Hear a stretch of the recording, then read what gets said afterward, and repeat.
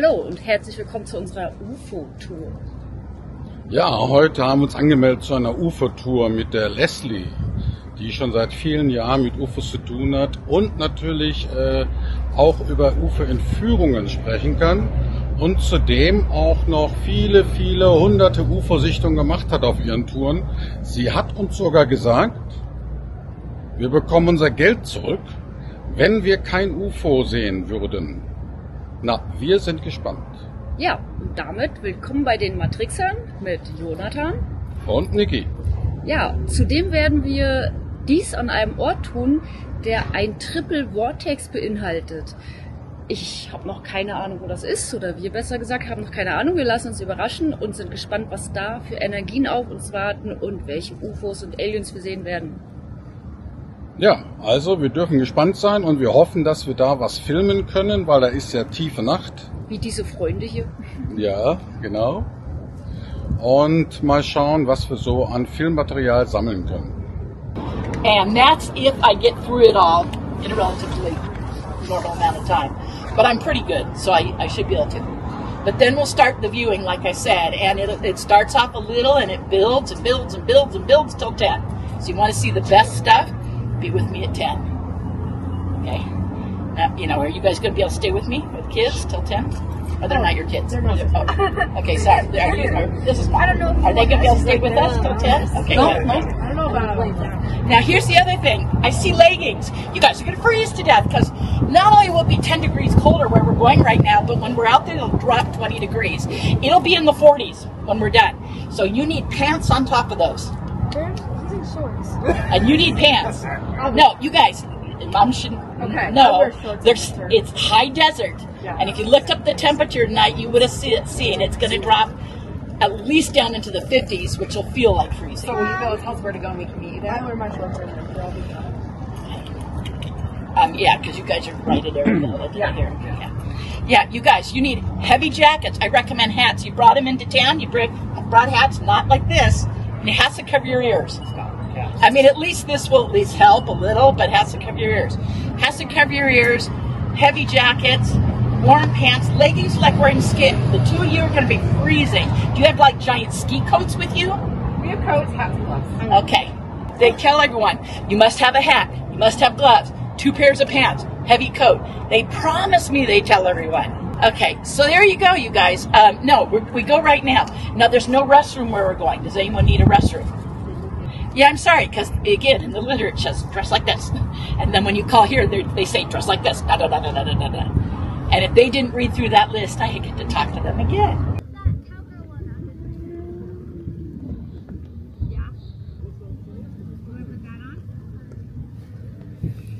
Die Sonne geht gerade unter und uns ist jetzt schon kalt. Die nette Dame, Melinda, hat uns gesagt, dass es hier nochmal 10 Grad kälter wird. Wir sind hier auf einer Anhöhe an einem Vortexpunkt und an diesem Vortexpunkt, ein ganz spezieller, kann man eben UFO-Sichtungen erleben. Zuerst gibt es noch einen Vortrag von Melinda. Wir haben uns dazu alle hier im Kreis aufgestellt.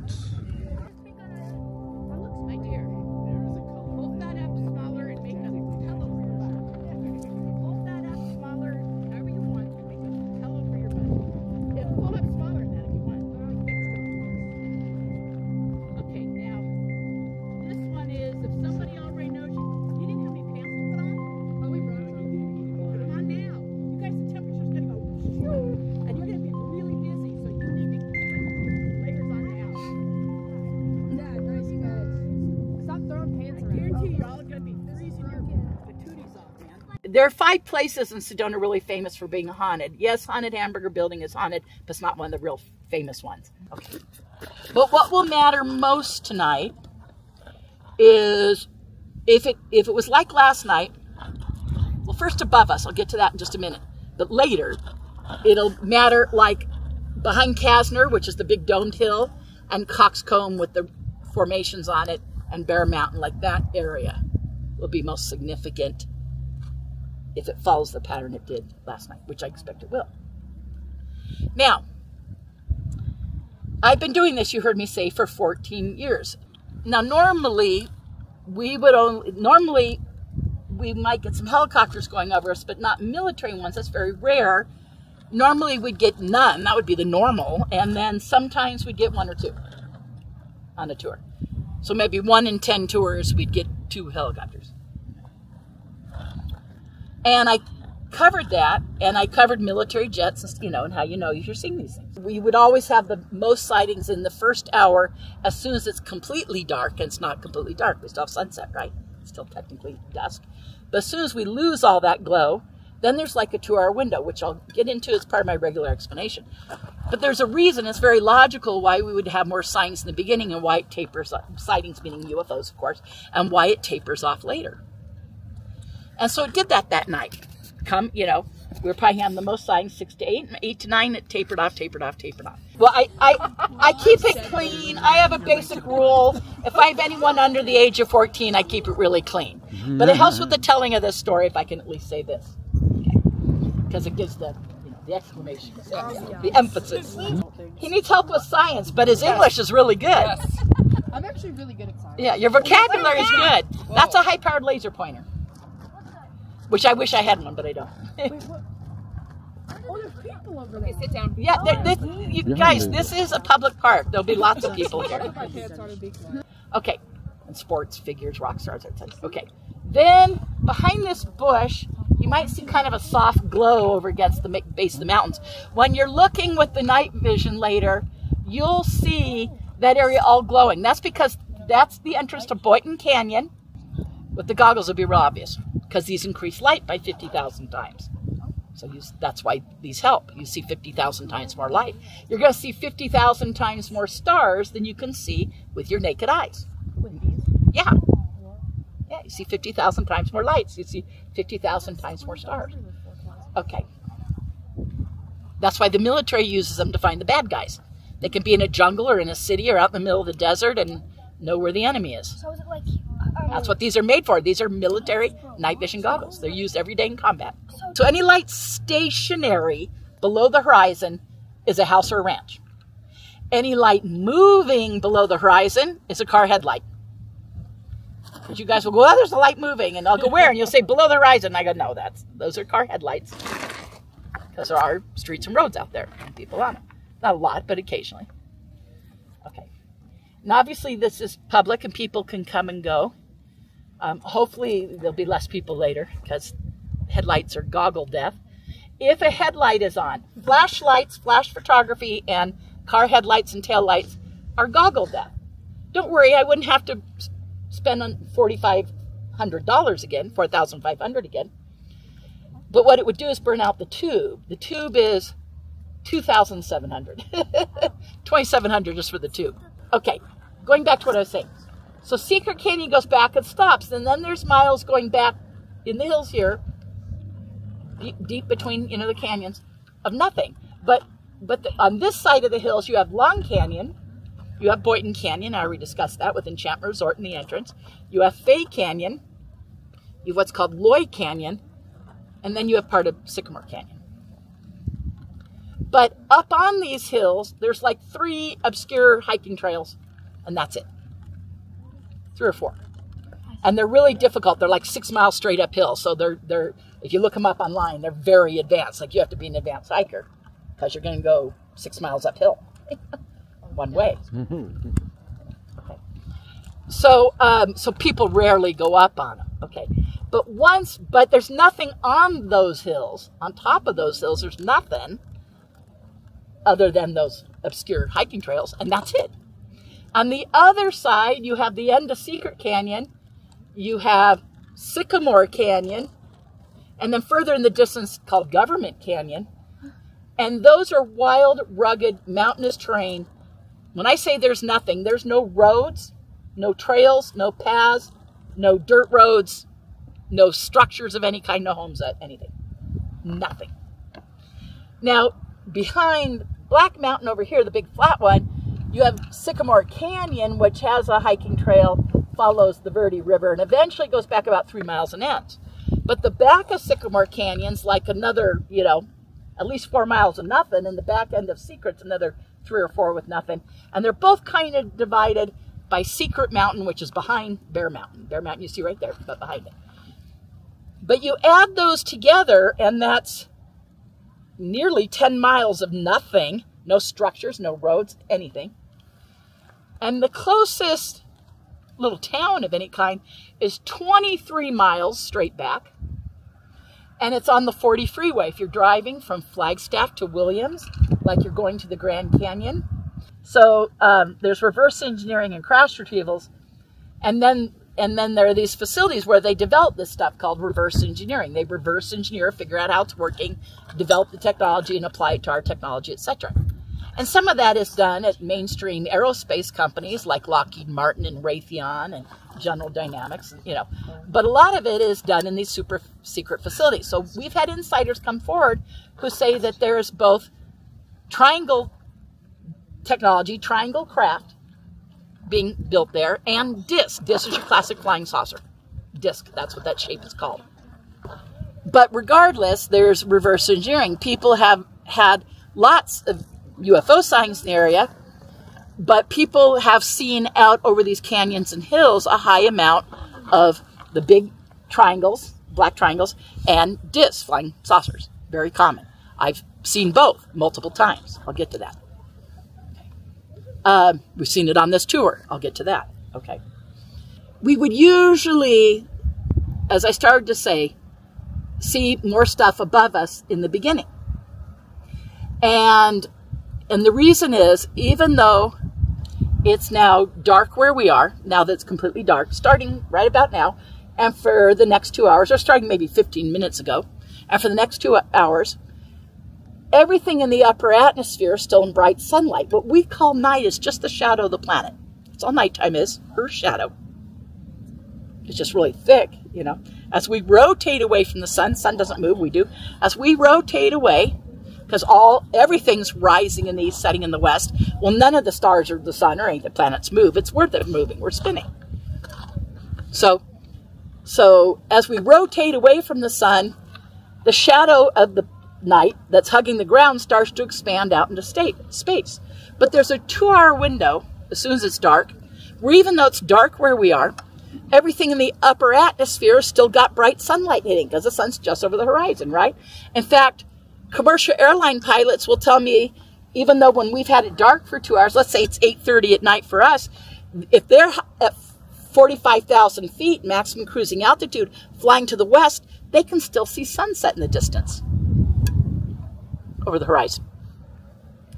But we're just down low, so we can't see over that far over the horizon, obviously. Okay, so there's a 2-hour window where you have an angle of sunlight still lighting stuff up. So the majority of what we would normally have seen in the previous 13 years of doing the tours is we're seeing metallic objects reflect sunlight. That's why you see them.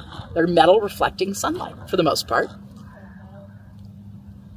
And they're reflecting sunlight. For instance, that's the reason you see satellites. Satellites have no lighting on them whatsoever. It'd be a complete waste of extremely limited battery strength. There'd be absolutely no reason to do it. The only reason you ever see satellites is they're reflecting sunlight. Now, planes and helicopters are lit up. Everything flown and built by mankind's like your car. It has headlights. And then they also have, like you have running lights and stuff on your car, they have what's called acquisition lights, so they can see each other, because not all planes and helicopters and other things flown by mankind have radar. So the only way they can not constantly run into each other, they have to be visible. And so they have what are called acquisition lights, which are strobes to make them visible. I'll get into that more in a moment. So normally we would have the most sightings in the first hour because the angle of the sunlight is illuminating stuff for us. We have this giant spotlight called the sun lighting stuff up as it's reflecting sunlight. But in the second hour, as we lose that angle of sunlight because we continue to rotate away, and eventually the sun's ending up on the other side of the planet, right? And so that not only is that shadow doing this, nighttime it's doing this, right? You know, so in the second hour, it tapers off with less and less sightings. And I would always tell my clients for 13 years, the second hour will be anticlimactic, less and less sightings in the second hour. But now, we're seeing more stuff later. But how is that, Melinda? If you're losing the angle of sunlight, how are you seeing stuff later? The stuff we're seeing later is self-luminous. Now, you could always see some self-luminous stuff early, maybe. But just know we've lost the angle of sunlight. Now, here's the other part of that. The only reason you ever see a satellite, I started to say, is because it's reflecting sunlight. Satellites are just metal reflecting sunlight. They have no lighting on them. The thing is, you can see satellites in the first 2 hours after sunset. Once you get beyond about 3 hours, you're not going to see satellites at all. It's impossible. There's no light to light them up. The ones that are in Earth's, I'll get more into that when I get to satellites. But in the second hour, so it tapers off. And so normally you're going to have the most satellites that you see in the first hour or two. And then 2 hours right before sunrise for the same reason. You get an angle sunlight, you start to see stuff until the sun comes far enough up. And then the sky's too washed out in sunlight. That's why you don't see a bunch of satellites during the day. It's washed out in sunlight. And you're only going to see UFOs if they're really close during the day, because anything up higher is washed out in sunlight. Too bright. Then we've had cylinders. Cylinders are typically referred to in the field as like cigar ship, long, narrow things. You know, so if you get kind of a long, narrow, or like a grain of rice, but at arm's length, just meaning it's up higher, or like a cigarette at arm's length up higher, okay, you know, those would be cylinders, okay, that shape. So we have seen cylinder shapes on 7 tours. We have had boomerang shape on 6 tours. You guys all know what a boomerang looks like a V but wide, you know, wide, that shape. We've had boomerang shape, like I said, 6 times. 2 of those nights were multiple boomerangs. One of those nights, I had 12 clients plus me, so 13 of us, back when I would take up to 20 people.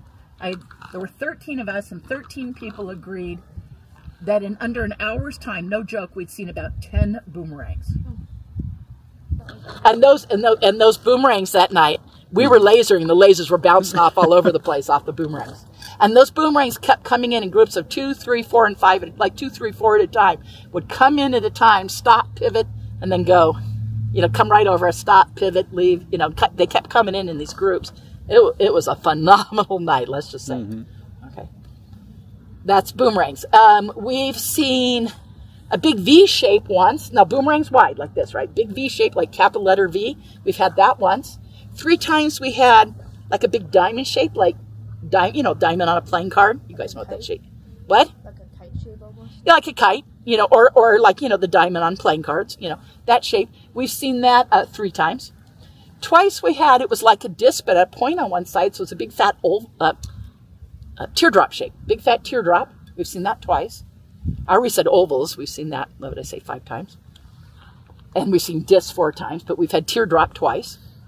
I said boomerang. I said cylinder. I think I covered everything. I said structural sphere. I think I covered everything. You can see a huge variety of shapes. Those are all commonly seen. People always think disc is the most common. No. Reported when people see structure. The most common shape reported is triangle. The second most common shape is oval, like pumpkin seed shape. Third is cylinder, the cigar ships, the cylinders. 4th is disc in reported sightings worldwide. But they're all seen in the thousands every day all around the world. Probably tens of thousands every day. Not everybody reports. The reporting agencies get thousands of reports every day. And then somewhere up there, I'm not sure, but somewhere up over here is Saturn. And those are the only planets visible. And of course, Earth, as you guys, you're sitting on a big ball called Earth, right? It's under your feet. Okay, but the only planets visible in the sky, Jupiter, Mars, and somewhere up there, Saturn. Everything else, if it's standing still, is a star. Get that tonight when you're looking. Because I'll have to repeat this 100 times tonight. Everything standing still is a star. Except for those 3 planets, but everything else is a star. Now, that's category 1. Category 2, everything flown and built by mankind is required by the FAA, Federal Air Administration, to have big blinking strobing lights. I will tell you right away, you will not see drones. They're 100% illegal over Sedona at night. During the day, you can be a licensed drone operator, but at night, nope, illegal. The only thing's legal in our sky at night, I used to list everything, I'll just make it simple now. The only things legal in our sky are planes and helicopters, period, at night. During the day, hot air balloons, dirigibles, skydivers, whatever. Night, nope. Everything is required by the FAA to have strobes. If it has a single blink pattern, like blink, blink, blink, blink, that is commercial or private aircraft. If it has a fast double pattern, blink, blink, blink, blink, blink, blink, that is commercial aircraft and some small military. But here's the important one, and this will matter for tonight. If it has a fast triple pattern, blink, blink, blink, blink, blink, blink, blink, blink, blink, dee dee dee dee dee dee dee dee dee dee dee dee dee. You guys get the idea. That is military aircraft. Military aircraft have a different strobe, so other planes know it's military and get out of the way. They always have the right of way, even in non-combat situations. How do we know that these are military helicopters out here? Well, first off, they're hovering and going back and forth, so they're not flying like jets do whatsoever. Now, we will have jets go over us. So if you see something go over us with the triple blink pattern, that's a military fighter jet. F-16, F-18, F-25, etc., F-22. So anything with a triple blink pattern is military. Anything standing still is a star. So what you're going to be looking for is any light that's moving but not blinking. So if you get a light that's moving but not blinking, you're having a sighting. Category 4, of course, is satellites. There's about 12,000 satellites circling the entire planet. 98% of those are above 300 and 400,000 feet up and are not visible with the naked eye or with the goggles. They're too far away. The ones you can occasionally see are called Earth atmospheric low orbital satellites. Those are satellites in Earth's atmosphere. The number of Earth atmospheric low orbital satellites crossing right over northern Arizona in a 2-hour window of time is less than 10. Now, that's separate from Elon Musk's SpaceX, which I'll get to. So that's not including his. So everything else prior to his would be like less than 10 in a 2-hour window of time. Satellites are launched by a rocket, but once they're launched out of the rocket falls away. And then they're just a jagged piece of machinery in a fixed orbit. They go one speed, very slow, from horizon to horizon. And as they follow the curvature of the Earth, they get low on the horizon. They eventually disappear because they're following the curvature of the Earth. Something above us disappearing, you guys, that's not the curvature of the Earth. That means something's, and remember, satellites have no lighting on them. The only reason you ever see one, it's reflecting sunlight. So if you see something move and you go, I think it's a satellite, watch it to see what it's going to do. If it goes all the way across the sky, never turns, never speeds up, slows down, flies very slow, very straight, and fades out of view low in the sky, congratulations, you saw a satellite. But something above us disappearing, that's not the curvature of the Earth. That means something's leaving the atmosphere. That would not be a satellite. If something speeds up, satellites have no engines, thrusters, or fuel. They're launched by a rocket, but when they come out, the rocket falls away. They're just a jagged piece of machinery. They have tiny little solar panels, and they have a little tiny battery. But they have no engines, no thrusters, no fuel. They have zero ability to push away from Earth's gravity. So something that takes off for space isn't a satellite, as well as something that speeds up. They have no engines, they can't speed up. If something speeds up, not a satellite. They also have no brakes. If something slows down or stops, not a satellite. They can't do that. They're just in a fixed orbit. That's all they can do. Hold that. So if something speeds up or slows down or stops, obviously not a satellite. Also, satellites have no ability to make a turn. If something makes a big arcing turn, a U-turn, a right-angle turn, if it meanders, wobbles, bobs up and downs, zigzags, not a satellite. They can't do any of those things. I only see one button. No, he's got to try. Here's another guy going to the right and speeding up. Look at that guy. Oh, he's dimming out. Yeah. Dimming out means leaving. We get what we call a power. I should explain this really quick. These objects will get what we call a power up. They'll get, hang on, you guys, let me go over this real quick. These things will suddenly get brighter. It's purely logical. What's happening is they get brighter right before they disappear. They're going to get brighter, and then they're going to either disappear like this, like wink out. Wink out means disappear. Or they're going to go dimmer, dimmer, dimmer. People are saying, where is it going? Well, it's disappearing. You know as much as I do. But it's either going interdimensional, folding light or space-time around it, or it's taking off really fast out of the atmosphere, and it's leaving so quick we're not seeing it because we're too far away. Remember I said structured craft under them, we've seen them go up like a bullet? Well, if they're further away, you may not see that because they're too far away. So they're either taking off really fast or going interdimensional, but we will see it. Okay. And they'll power up. They get brighter. Now you cannot see the color in the goggles. So you're looking at the goggles and you go, wow, that's starting to get brighter. Immediately lower the goggles because you want to see it get brighter with your own eyes. Because as it gets brighter, you might notice it'll either be gold, orange, or red. And it can go gold, orange, red, or red, gold, or, you know, it can shift between those. It's differences in the plasma. Remember, you're seeing a field effect, a plasma effect of the air around the craft. And unfortunately, the craft are too far away to see the structure. Okay? Okay, there we go. So, everybody, stand up, hand me goggles. I'll turn them on. Thank you for your patience. Slow moving. There's a guy powering up. See that guy getting brighter? See that guy at my arm's length? He's like 2 inches above the horizon. Look at that giant power up. When he starts to get bright, you can lower the goggles and see if you see him with your naked eye. And yes, I do. We're getting amber light right there. Look at that giant amber light. That's a huge power up. Dude, I'm actually colorblind. No, you see that giant light with your eyes. No, I don't. No, face right there. Everybody can see that. There's two of them now. Giant lit up lights. There's 3 now. There's 3, yeah. Now they're dimming. And that's so you got to look that direction. Now they're dimming. At arm's length, if I put my thumb on the horizon, for me, they're 3 or 4 inches above the horizon. Nach unten. And there's all those things that are moving. There's a whole bunch of them. Yeah. Between the horizon and that cluster of stars is called the Pleiades. That little cluster of stars in the horizon, between there, a little bit to the right.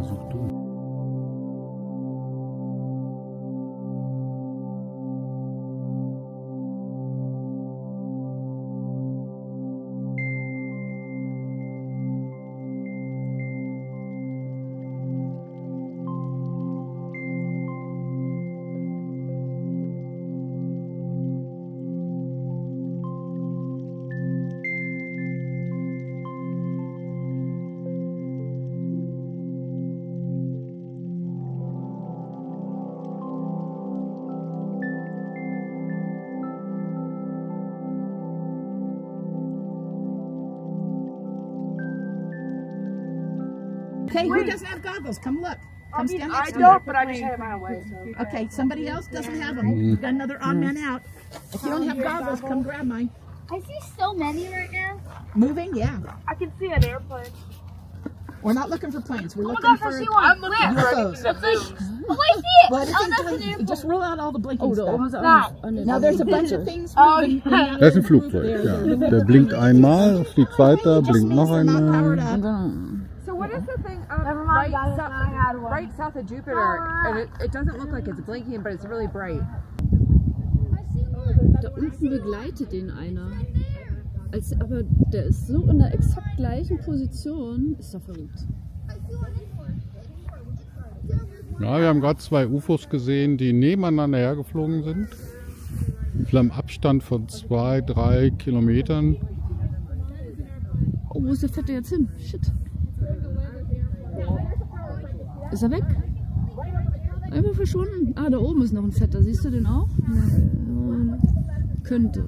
Weil wir wissen nicht, ob die Kamera das einfangen kann.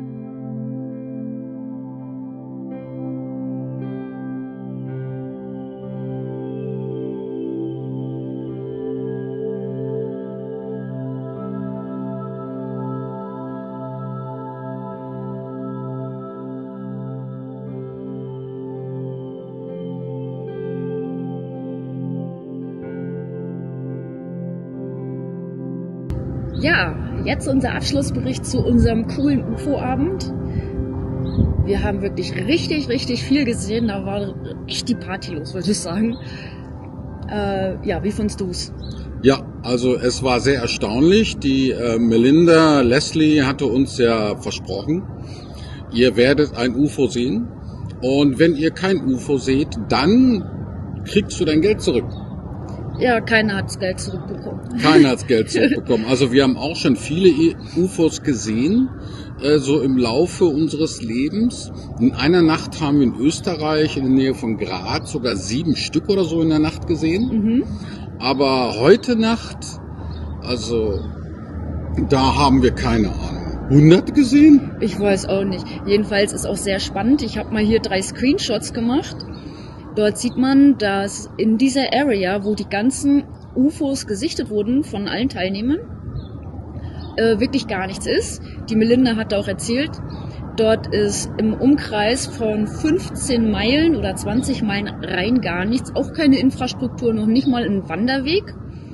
Und dort soll ja diese geheime unterirdische Basis sein, wo Reverse Engineering betrieben wird.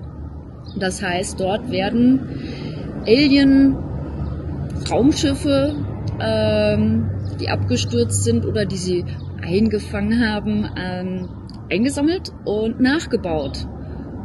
Ja, und wir haben in dieser Nacht eben sehr viele UFOs von diesem Areal hochfliegen sehen, oft auch begleitet von Militär.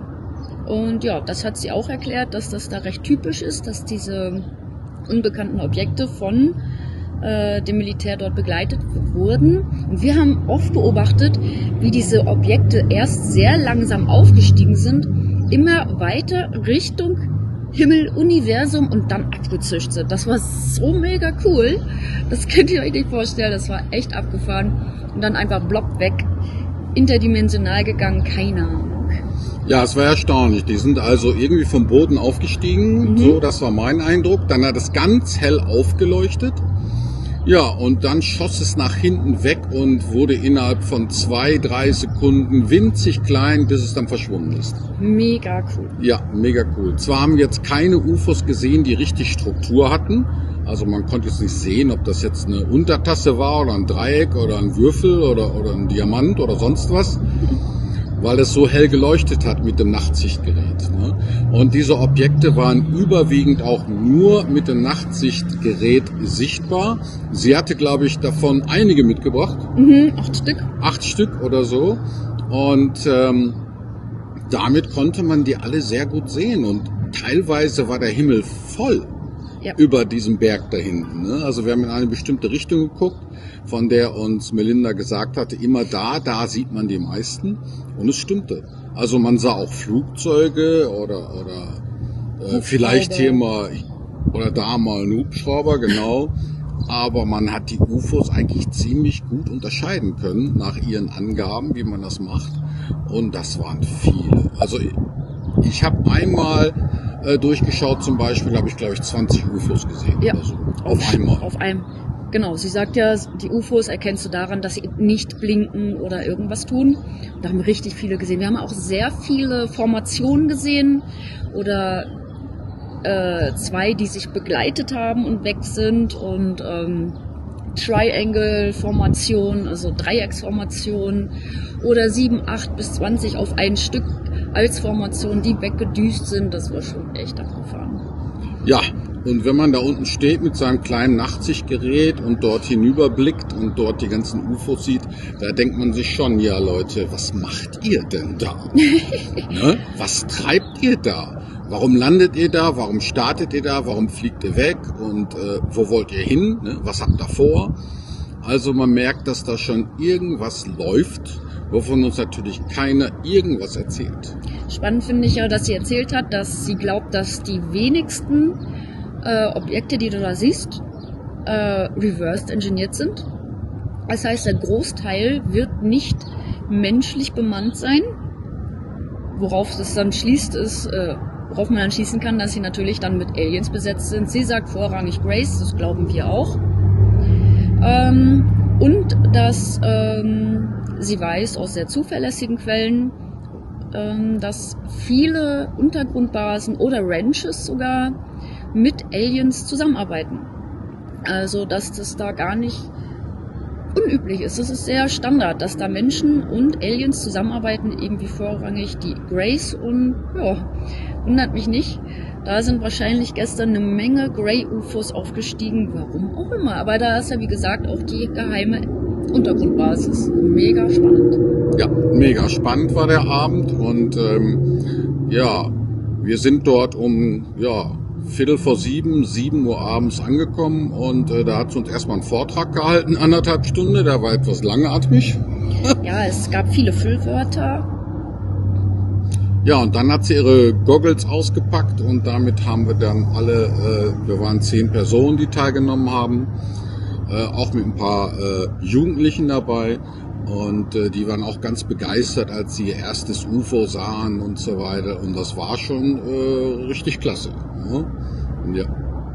Ja, also wir können jedem empfehlen, macht mal so eine UFO-Tour oder setzt euch einfach nachts raus, 2 Stunden nach Sonnenuntergang, so lange solltet ihr warten, damit ihr keine UFOs mit Satelliten verwechselt. Sie meinte, man muss mindestens 2 Stunden warten, 2,5. Und dann werdet ihr UFOs sehen können. Ja, ich würde sagen, keine Ahnung, wie kann man das in Zentimetern messen? 3 Meter über dem Horizont, wenn man es in der Ferne hat, weiß ich nicht. Jedenfalls nicht zu nah am Horizont, nicht zu weit oben. Da seht ihr die meisten UFOs. Sucht nach nicht blinkenden, also einfach nur leuchtenden Objekten, die sich bewegen. Da könnt ihr sicher sein, ihr habt ein UFO und keinen Satellit, wenn ihr wirklich 2 Stunden wartet nach Sonnenuntergang. Ja, am Anfang haben wir natürlich Satelliten gesehen, aber diese Satelliten sind dann nachher verschwunden. Ne? Das hat sie auch so dargestellt, dass das mit der Sonne zu tun hat. Wenn die Sonne am Horizont untergeht, ist die aus einer bestimmten Höhe, zum Beispiel vom Piloten, noch sichtbar, ne? Weil die Sonne noch nicht so tief gesunken ist. Und in dieser Zeit reflektieren eben die Satelliten das Licht. Und darum muss man da noch ein Stündchen warten. Und nachdem die Sonne wirklich völlig untergegangen ist, dann kann man die UFOs am besten sehen. Ja. Ja, war wirklich ein cooler Abend. Der ging so bis 10:30 abends, haben wir immer geguckt. Und danach sah man dann so gut wie keine UFOs mehr. Und dann hat sie auch den Abend geschlossen. Ja, und dann konnten wir zurück zum Hotel fahren. Und es war richtig spannend gestern. Es war richtig spannend. Ja. Also jeder, der mal in Sedona ist, sollte so eine UFO-Tour mal mitmachen. Ja, wir blenden euch mal den Kontakt ein, falls ihr mal zufällig in der Gegend seid, könnt ihr ja mal teilnehmen. Ja, ihr Lieben, das war unser genialer UFO-Abend und wir sehen uns im nächsten Video. Tschüss.